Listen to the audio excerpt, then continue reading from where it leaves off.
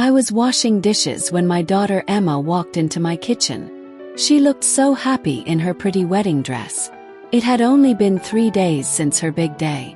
Her new husband Jake sat next to her with a big smile on his face. Then he put a white envelope on my table. I didn't touch it. I just stared at it. "This will help us all work together better," Jake said with that same fake smile. "You know, money stuff, planning for the future."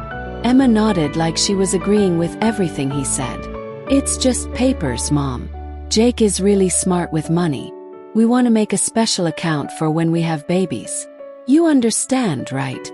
My tummy felt sick. The envelope was thick and yellow. It had my name written on it.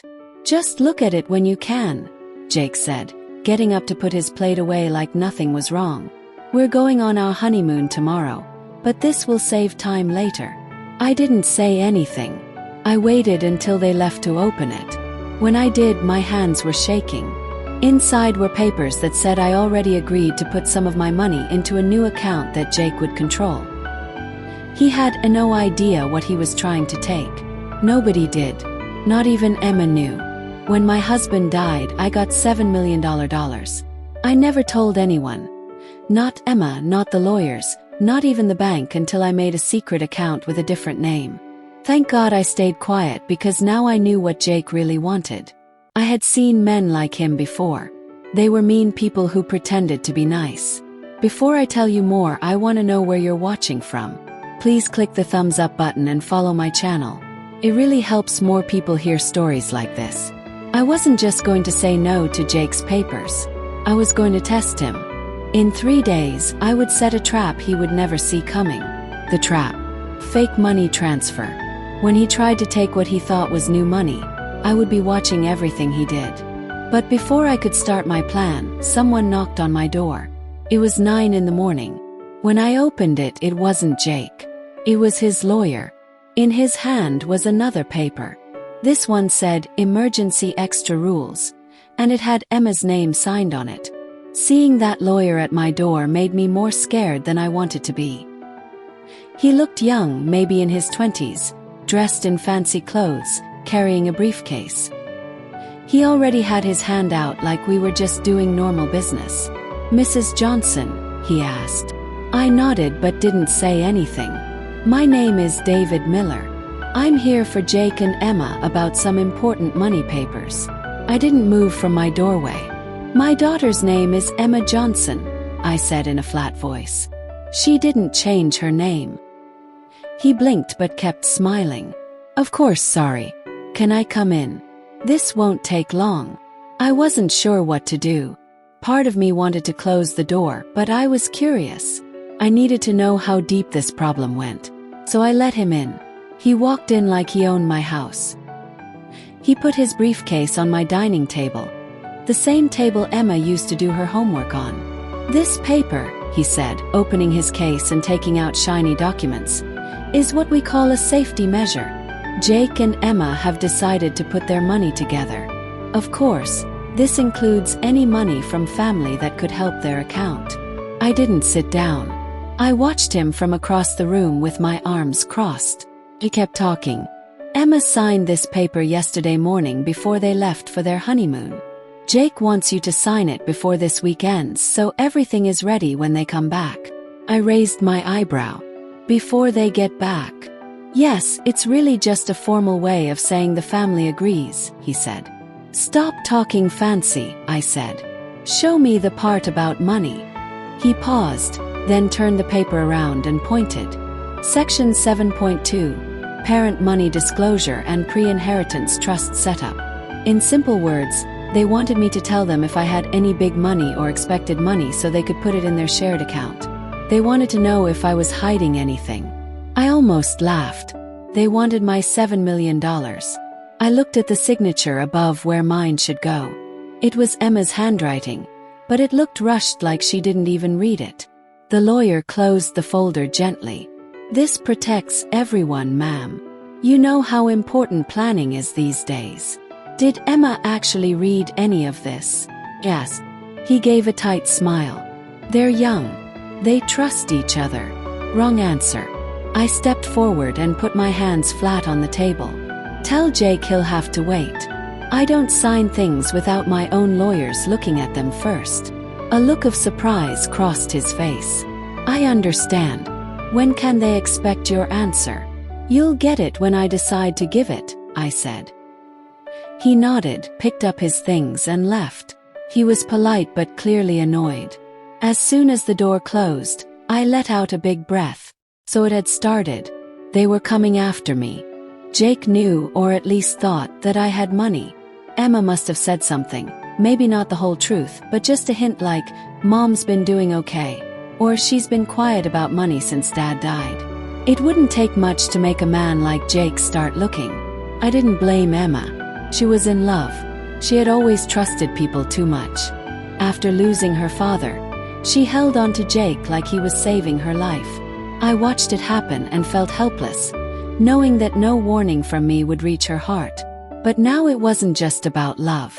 This was a game, and I wasn't going to let anyone win against me. I called my lawyer Mike that afternoon. Something's wrong, I told him. They're pushing papers too early. My daughter just got married, and now there's paperwork about money I haven't even given them yet. He listened carefully. You want me to look at the document? No, I said. I want you to make a fake one. A fake one? Mike asked. I want you to write a legal-looking paper that says I only got $240,000 from my husband when he died. Make a fake bank trail to a small account. Make it look real but not impressive. You want to make them think the money is already spent. Exactly. And I want to make sure someone like Jake can find it if he looks. Nothing obvious. Just easy enough for him to discover. Mike paused again. And the real money. In a secret trust already locked away. They'll never see it. He breathed out slowly. You always were smarter than everyone else, Sarah. I had to be, I said. Remember when my husband's brother tried to steal our money after the funeral? He laughed grimly. Hard to forget. By the end of the week, Mike had sent me everything. I left the fake papers on my desk carelessly, just in case someone had eyes in my house. Then I waited. 2 days passed. Nothing. Then 3 days. That's when I got a message from the bank. Someone had tried to get into one of my old accounts, one that had been empty for years. It was small, less than $5,000 in it, barely worth touching. But the person trying to get in had used my maiden name. Only 2 people in the world knew I ever had money in that account with that name. One was my husband who died. The other was Emma, which meant she had said something or Jake had guessed it. Either way, I now knew one thing for sure. They were digging. That night, I sat alone in my quiet study. I had the fake money papers in one hand and Jake's original papers in the other. I made my decision. No more waiting. No more testing. I was going to face Jake, but not with anger. With something he'd never expect, being thankful. The next morning I called Emma. Sweetheart, I said warmly. When are you 2 back from your honeymoon? She sounded surprised. Tomorrow. Why? Is everything okay? Of course, I said with a smile she couldn't see. Tell Jake I have the papers ready. I'd love to go over them with both of you at lunch. My treat. Oh, that's great, Mom. He'll be so happy. I knew you'd understand. I hung up and looked out the window. They thought they were about to win, but they didn't know they were about to sit down to a very different meal than they expected. When they arrived, I'd already called a notary, set up a hidden camera, and asked Mike to pretend to be a waiter. Let them bring their smiles and charm. I'd bring the $7 million in silence. And then the real papers would come out. The ones that showed exactly who owned what and who had tried to lie about it. But before I could put my plan into action, I got another message. This time from Emma. It was short, just 2 lines. Mom, we need to talk first. Please don't be mad. Jake said you were mean to him. My heart stopped.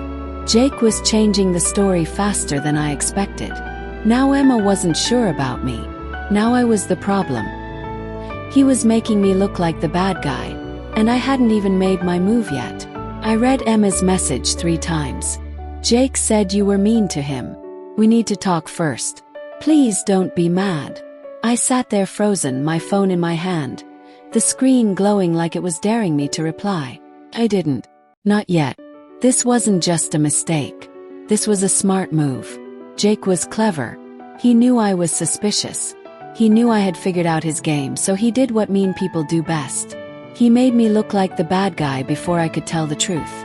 By the time they walked into the trap I'd set, I wouldn't look like the smart mother who protected her money.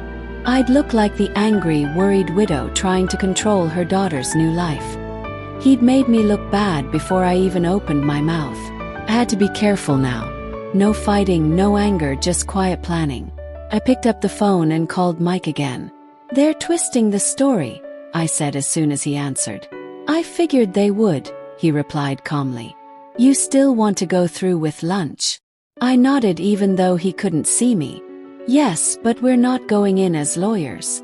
He understood. "You want me there as backup, not as a threat." "Exactly. No briefcase, just sit and watch. Record everything." "I'll bring a pen and a receipt book," he said with a hint of humor. The next day came quickly. I booked a quiet table at the private garden restaurant Emma used to love when she was little. A place with rose bushes, fish ponds, and waiters who knew not to bother you. Quiet, pretty, expensive. The kind of place that made everyone feel more polite than they really were. They arrived right on time. Jake wore a light blue suit like he was about to make $1 million deal on TV. Emma wore a simple cream shirt, her hand nervously holding onto his arm. I could see the worry in her eyes before she even sat down. "Hi, Mom," she said gently. I stood up, kissed her cheek, and said hello to Jake with a smile I'd practiced for 20 years at fake charity events. "You look beautiful, Emma." She smiled a little, relaxing slightly. Then she saw Mike. "Oh, this is my friend Mike," I said quickly. "He's just joining for lunch. He works in insurance." Mike nodded politely. "Nice to meet you both. You picked a good day. The chef is making duck today." Jake seemed fine with it. He shook Mike's hand and then leaned back like he was in control again. We ordered salad for Emma, steak for Jake, soup for me. We talked about normal things until the food came. Travel, the wedding, the weather. Jake told some half-funny story about how their suitcases got lost, and a hotel worker let them use his personal boat. I nodded, smiled, and waited. Finally, Jake leaned forward, put his fork down, and looked sincere. "Sarah, I want to clear the air. I never meant to push you. I just thought we could build something smart together as a family. When Emma told me about your husband dying and that you'd been handling everything alone, I felt protective." I raised my eyebrow. "Protective of me? Of Emma, of her future, and by extension your well-being too?" I nodded slowly. "That's very kind of you." Emma looked between us, unsure. Jake reached into his coat pocket and pulled out the same folder I'd seen before. "I brought the paperwork again just in case you had time to think." He placed it gently on the table like it was a gift. I took it and flipped through it slowly. Then I reached into my purse and pulled out my own document. Not the real one, but the fake one Mike had prepared. I placed it on top of his, folded neatly. "This is my money disclosure," I said. $240,000 left after paying debts and legal fees. It's all I have left. Jake's eyes looked at the document. He didn't touch it, but I saw him start thinking. That amount was too small to build a trust around, too small to be worth tricking me for, too small to be worth the risk he'd already taken. He smiled politely, but I saw the storm building in his eyes. Emma leaned forward. "Wait, what? That's all that's left?" I looked her in the eye. "Your father had more debt than I told you.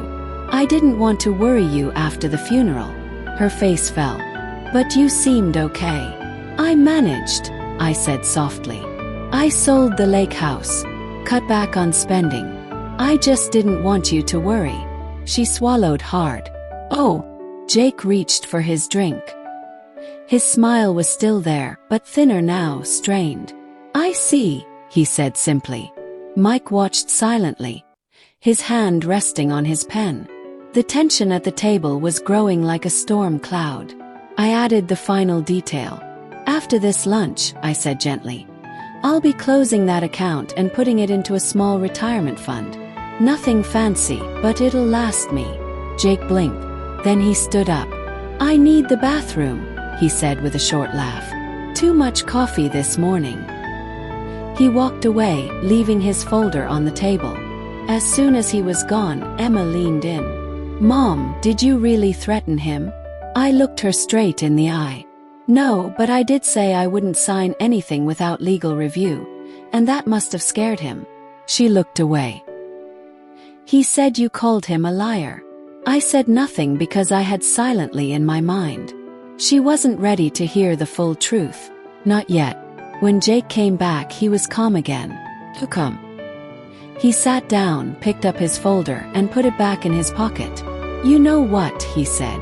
You're right, Sarah. I rush things. We're a new family. We should build trust the old-fashioned way. I smiled with tight lips. That sounds nice. Lunch ended with polite smiles and awkward hugs, but as I watched them walk away, something bothered me. Jake wasn't the type to walk away empty-handed, and I knew I hadn't won yet. 2 nights later it happened. I woke up to a call from my banker. There was a request to take out $240,000, she said. Started through your old online account. We flagged it as suspicious because the computer was unfamiliar. Froze. What computer? Someone using Emma's tablet logged in from the hotel they stayed at after the wedding. I didn't need to guess who it was. He had seen the fake money papers. He believed them. And now he had tried to take all of it. The only problem was that account was empty. It was fake.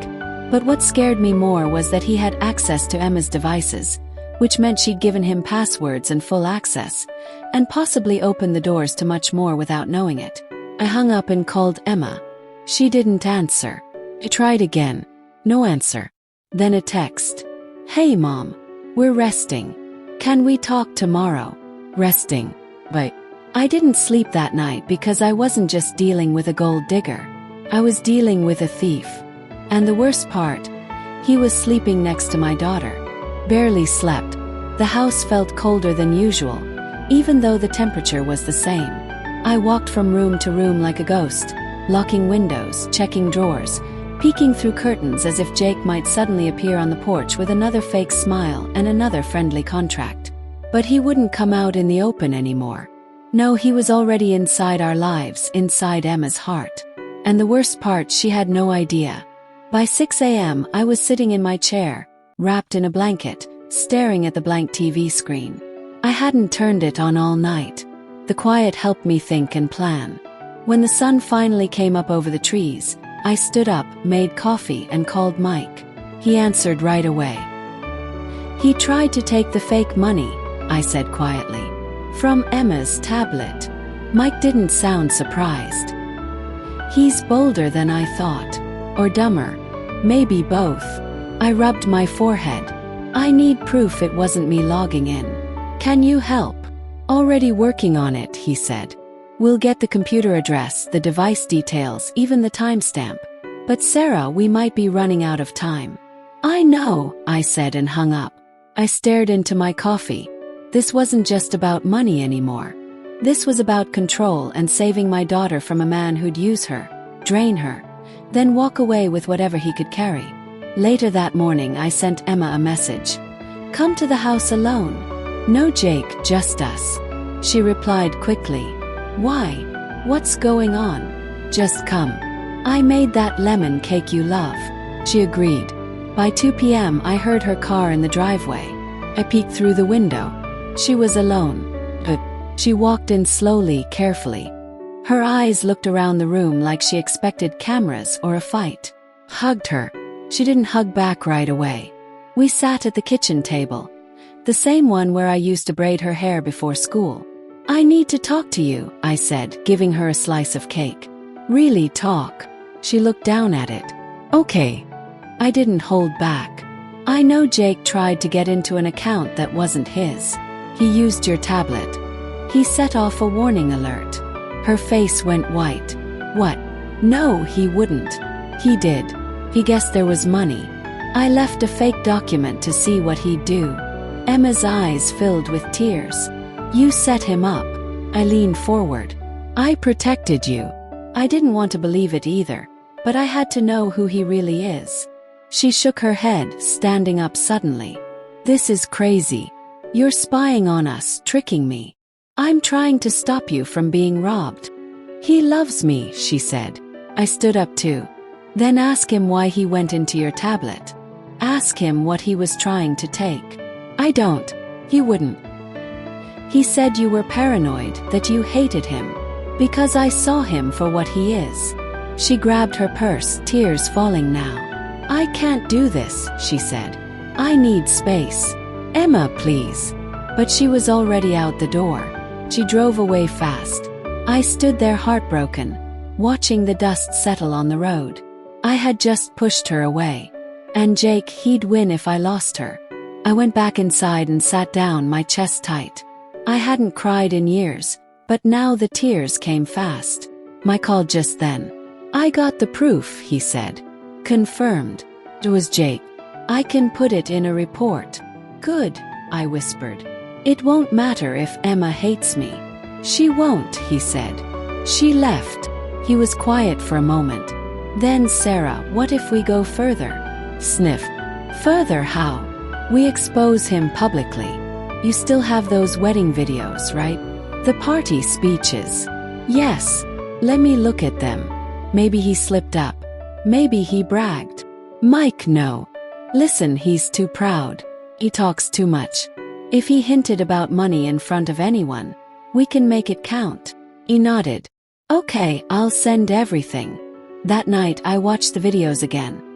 Not just from the professional camera person, but from guests' phone videos, live streams, even shaky phone footage Emma had sent me. And then I found it. Jake, standing with a drink in his hand, surrounded by friends. The camera was far away, but the sound was clear enough. He was laughing, proud, confident. One of his friends asked, "So what's next, man? Did you marry rich?" He replied loud and proud, "Not yet, but give me a month. You'll see." His friends laughed. He lifted his drink like he just made a deal. Paused the video, heart pounding. There it was. Pride caught on camera. I sent it to Mike. He replied instantly. Got it. This is gold. Let me prepare something. The next morning I had a new plan. Called Emma again. No answer. I tried again later. Still nothing. Then I got a message. Jake and I need time. Please respect our space. That was it. No mom. No warmth, just space. But I didn't have time to wait anymore. So I went to her. I drove to their apartment, a fancy building with security gates and rooftop views. When I buzzed their unit, Jake answered. Sarah, he said flatly. I need to speak with Emma. She's sleeping. It's 10 a.m. She's tired. I'll wait. She doesn't want to see you. I didn't move. You can't keep her from me. I'm not, he said. She just doesn't want drama. I breathed out through my nose. Fine. Then I turned and walked away, but not before slipping the USB stick I brought, containing the wedding video clip, into their mailbox. Let him try to explain that. I didn't hear from Emma for 2 days. Then finally, she showed up at my house alone, eyes red from crying, hands shaking. She walked inside without saying a word and sat down. I watched the video, she whispered. I sat beside her. She didn't look at me. I asked him about it, she said. He said it was just a joke, that guys say dumb stuff. I stayed quiet. But I checked his computer history, she said, voice breaking. He looked up how to get into trust funds, how to bypass account passwords. I reached for her hand. She let me hold it. I'm so sorry, she cried. And I finally let myself cry too. But just as we held each other, her phone buzzed on the table. She wiped her eyes, looked at it, then stared at me. It's Jake, she said. Her voice went flat. He says he got a lawyer. I stiffened. What? He says if I try to leave, he'll sue me for lying, that he has a marriage contract, that he'll expose me for using his money for the wedding. But you didn't, I said. She shook her head. No, but my name is on everything. I leaned back in my chair. So this was his next move. If he couldn't steal from me, he'd bleed Emma dry. He was going to destroy her to get even. And if we didn't act fast, he might succeed. I stood in front of my daughter, my heart breaking for the second time in 2 weeks. She was pale, shaking, completely stripped of the joy she'd had just days earlier. The honeymoon smile was gone. The sparkle in her eyes had faded. And the worst part was knowing she hadn't just lost a marriage. She was starting to lose faith in herself. Jake had done what men like him always do. Charmed his way in, tried to control everything, and now that the mask was off, he was threatening to burn her life to the ground. Not on him, why watch? I took Emma's phone from the table and looked through the message Jake had sent. Don't even think about trying anything. You signed the agreement. I'll take this to court and I'll win. Below that were screenshots of documents she didn't even remember signing. Bank transfers in both their names. A receipt for a wedding ring bought using Emma's joint account with him. He was preparing for this the whole time, I whispered. Emma nodded, crying quietly. I feel so stupid. You're not stupid, I told her. You were in love. He just wasn't. Called Mike. He picked up on the first ring. She's here. He's threatening legal action. Good, Mike said. Then it's time we play our card. He had been waiting for this moment. Mike had already prepared a counterattack. A full report with computer forensics, device fingerprints, computer logs, and the video of Jake bragging about his plans, all packaged in a way that would crush him if this ever went to court.